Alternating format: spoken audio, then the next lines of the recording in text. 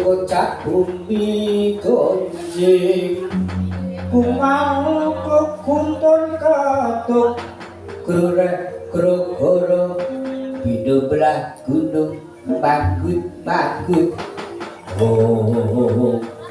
dimasuk lagi wonten pangandika dawuh Bapak Prabu cakak katon rangkep loro mendung ngangendani Grimis berdoaken jebut pertondo ana budaya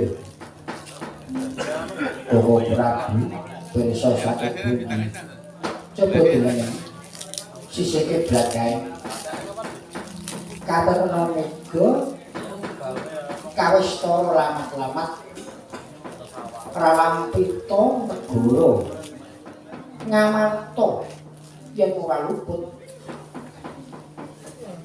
kanggo nyetitekake kahanan iki dimastaki para gagah bakal munggah gono ngawulingane apa kahanane piye lajeng kula bab iki kowe sing dadi waktu nggih sendika iki mengko bakal ana bebaya adepono.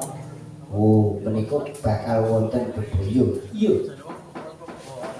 Yen upama bisa elekno nanging yen janggal rampung ngono ora dadi pojaran iki mala petaka nggih sedaken dawuh. Lajeng keparenga Bapak Prabu, aku dalem pamit dhisik munggah menika ingkang atosake pramugi Bapak Prabu.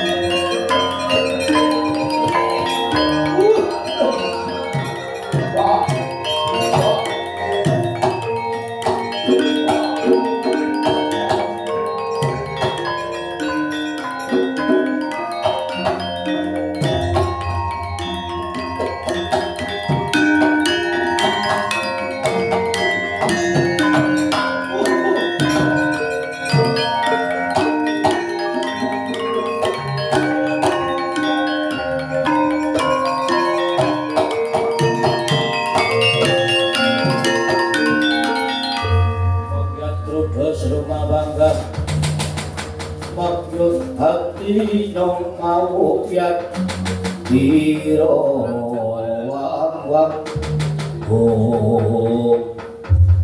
durung ado lakuku iki ora sakya pendelem mripate sapa kae ganjaranmu kowe takon karo aku iya dasar kepranyata ora ana jeneng kejaba kekasih babu apa abamu Setyaki aranku Setyaki Singa Mulan Jaya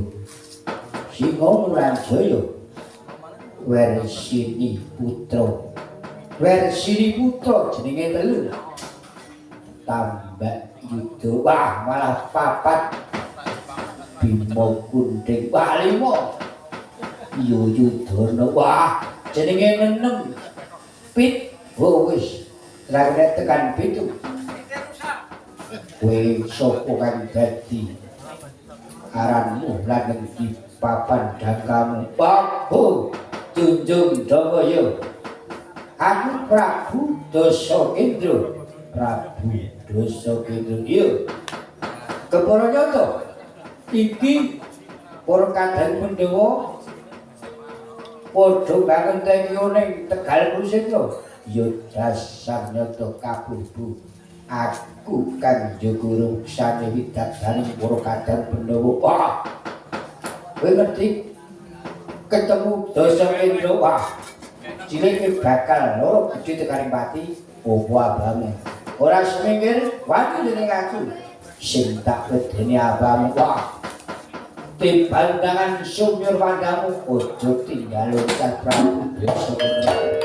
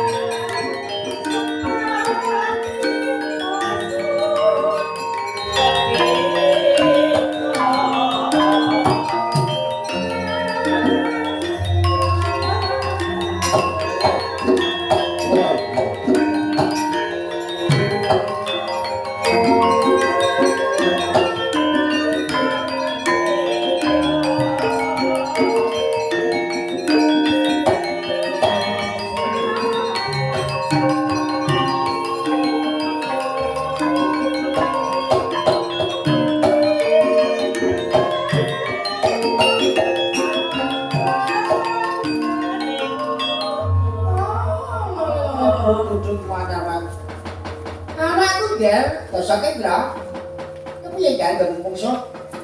Ketemu mungsuh sapa? Yen gedhe dhuwur rada ganas bola dewa. Sanes. Lho kok cecep? Nggih. Mungsuh sapa? Namung alit detik yadiki kalih kula tesih gagah kula. Jenenge Raden Setyaki. Waduh. Mungsuh-mungsuh Setyaki. Nggih, Setyaki. Wes. Teng penjoto. Ngalmu wedhus pucul ora sida tak wanake. Wes tak kon mantani Pandhawa kok ketemu Setyaki. Setyaki mapakaken ing putra Dasakendra. Oh, la iki apesmu. Iki sampeyan iki aja mukan tamu sami. Dadi mungsuhmu Sejaki wah iki wis palang kita. Tak wenehi antep ngaji ya. Aja iki mung sencake. Sencake mung sak-apek. Basan gajah mungsuh tikus. Gajahe kowe tikuse sencake. Nggih. Kaya musuh pitik. Bayane kowe pitike sencake. Nggih. Kucung. Kucung bau napa? Paru. Parman. Paru niku. Oh, lek mungsuh parman gampang ra kene. Ben gono wareng ben becak. Menawi kegiatanipun sejaki mboten ing dipun penggak menawi bapa dina pirsa apa pesalipun sejaki niku napa? Oh, gampang. Titik-titik. Nek wis jangkek ngene. Pilingane dicambak, wis mesti mundur. Menawi mekaten sewanten kula. Nyuwun pamit Bapak terus sing hati-hati ya, dasane aja nganti karo ya, Ger.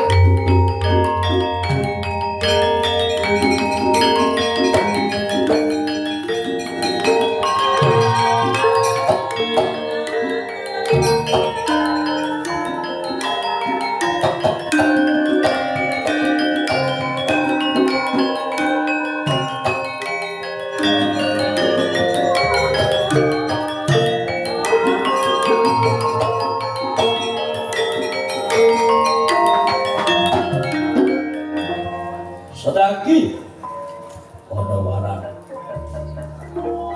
Aku durung rumangsa mundur, durung rumangsa aku mundurin bos kekuatanmu. Maju garing atiku. Apa kowe ora digrek nampa pusaka Prabu Dasamendra?